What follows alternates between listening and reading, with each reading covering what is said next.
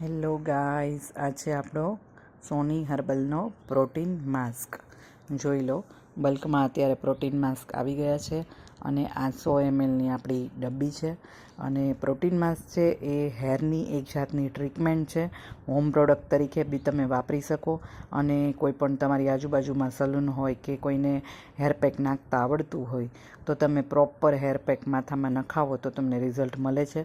અથવા 1-2 વખત તમે સેલ્ફ પ્રેક્ટિસ કરીને જાતે પણ માથામાં લટે લટે નાખી શકો છો. તો પ્રોટીન માસ્ક છે ને કેવી રીતે વાપરવો એનું બહુ કન્ફ્યુઝન છે.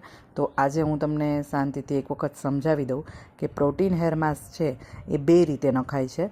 જો તમે એમ કહો કે મારે તેલવાળા માથામાં નાખવું છે તો સરસ ઓઇલ મસાજ કરો.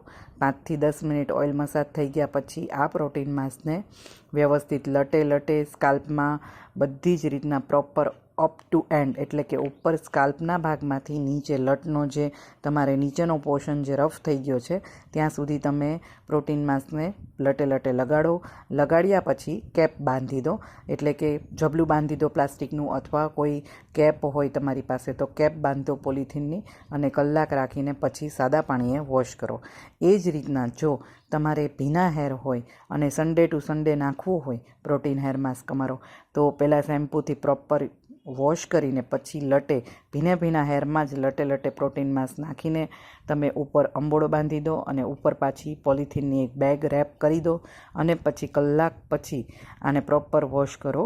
તો એક દિવસ પ્રોટીન માસ્કની ઇફેક્ટ માથામાં રહે એના માટે 24 કલાક સુધી તમારે શેમ્પૂ કરવાનું નથી. બહુ જ ઇમરજન્સી હોય, ક્યાંક બહાર જવું હોય તો ડાયરેક્ટ તમે શેમ્પૂ કરી શકો છો. નહીં તો રિઝલ્ટ જો વધારે જોતું હોય તો એ દિવસે સેમ ડે તમે શેમ્પૂથી વોશ ના કરો, બીજા દિવસે તમે શેમ્પૂ કન્ડિશનર કોઈ પણ વસ્તુ કરી શકો છો.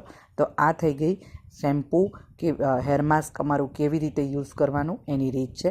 હવે કોને કોને અને કેવું રિઝલ્ટ આપશે, તો જે લોકોને હેર રફ થઈ ગયા છે, બરછટ થઈ ગયા છે અને ખરાબ થઈ ગયા છે, ડબલ વાળ છે, ઉતરે છે, ફ્રીઝી હેર છે, ટ્રીટમેન્ટ કોઈ પણ હેર ટ્રીટમેન્ટ કરાયા પછી તમને વાળ બહુ જ ફૂલેલા રહે છે, તો અમારું પ્રોટીન માસ્ક વાપરો. 100% રિઝલ્ટ છે.